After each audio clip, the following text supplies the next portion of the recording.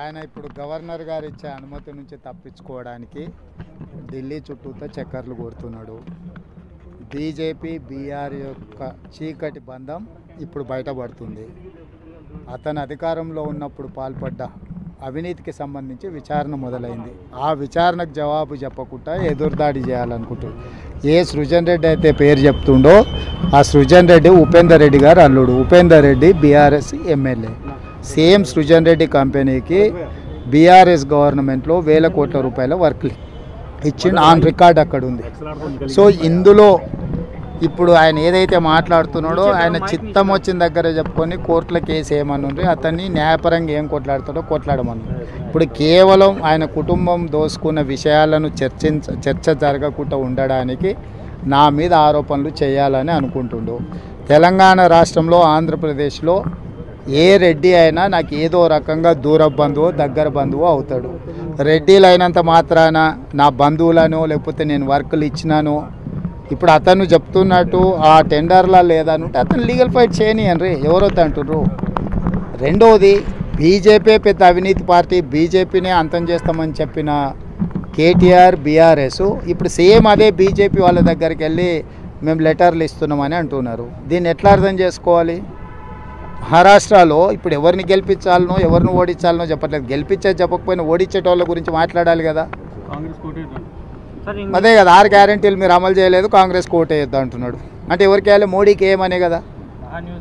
ఇప్పుడు మొదట్లో వాళ్ళు అధికారం కోల్పోయినారు, రెండవసారి డిపాజిట్లు కోల్పోయినారు, మూడవసారి మెదడు కూడా కోల్పోయినారు. దీంతో వాళ్ళకు ఉన్న మెదడు కూడా కోల్పోయిన పరిస్థితులు ఉన్నాయి.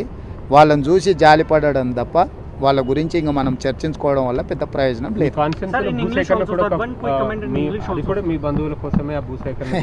ఇప్పుడు అందరూ వాళ్ళలాగానే ఉంటారని అనుకుంటున్నారు. తిరుగుబాటు ఉందా, కుట్ర ఉందా, కుట్ర వెనకాల ఎవరు ఉన్నారు, అధికారుల మీద దాడులు చేసింది ఎవరు? 10 సంవత్సరాలు ప్రభుత్వాన్ని నడిపిన వాళ్ళు అధికారుల మీద దాడి చేస్తే, పోలీస్ సిబ్బంది మీద, కలెక్టర్ల మీద దాడి చేస్తే ఖండించాల్సింది పోయి దాన్ని సమర్థిస్తాం, వాళ్ళకి అండగా నిలబడతాం అంటేనే వాళ్ళకి రాష్ట్రం పట్ల, రాష్ట్ర అభివృద్ధి పట్ల ఎలాంటి ఆలోచన ఉందో దాన్ని బట్టి మనం అర్థం చేసుకోవచ్చు.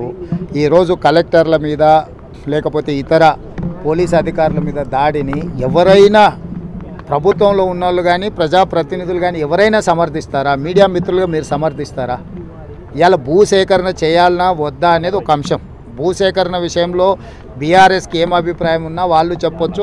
అక్కడ భూమి కోల్పోతున్న వాళ్ళు నిరసన తెలపడానికి కూడా వాళ్ళు నిరసన తెలపొచ్చు, తప్పులేదు. కానీ అధికారుల మీద పాశవికంగా దాడి చేసి వాళ్ళని చంపాలనే ప్రయత్నం చేయడాన్ని ఏ రకంగా బీఆర్ఎస్ సమర్థించుకుంటుంది? అంటే ఈ సంస్కృతి రేపు పొద్దుగాల ఇదే దాడి బీఆర్ఎస్ నాయకుల మీద జరిగిందనుకో, ఒక ఊరిలో వెళ్ళినప్పుడు అంతకంటే ముందు మాకు అన్యాయం చేశారు కాబట్టి ఇప్పుడు మిమ్మల్ని దాడులు చేస్తామని అన్నారు అనుకో, ఆ దాడులను కూడా బీఆర్ఎస్ వాళ్ళు సమర్థిస్తారా?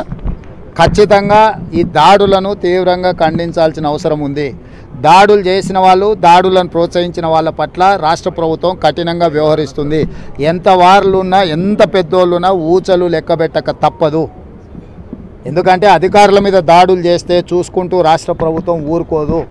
ఈరోజు రెవెన్యూ శాఖ కావచ్చు, పోలీస్ శాఖ అధికారుల మీద దాడులు చేస్తే మేము వాళ్ళకు అండగా నిలబడతాం దాడులు చేసే వాళ్లకు అని చెప్పి ఈరోజు బీఆర్ఎస్ పార్టీ కేటీఆర్ మాట్లాడుతున్నాడంటే వాళ్ళు ఏమనుకుంటున్నారు?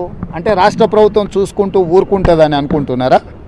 రాష్ట్ర ప్రభుత్వం ఈ రకంగా దాడులను ఒకవేళ వదిలేస్తే ఈరోజు వాళ్ళని చేసి ఉండొచ్చు, రేపు వీళ్ళ మీదనే దాడులు జరిగితే ఆ రోజు చర్యలు తీసుకోమని అడగరా? ఈ దాడులను ఇట్లనే వదిలేస్తే రేపు బీఆర్ఎస్ వాళ్ళ మీద కూడా దాడులు జరిగితే కేటీఆర్ ఇదే మాట్లాడతాడా?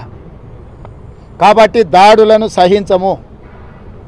ఏ విషయం ఉన్నా చర్చించడానికి ప్రభుత్వం సిద్ధంగా ఉంది.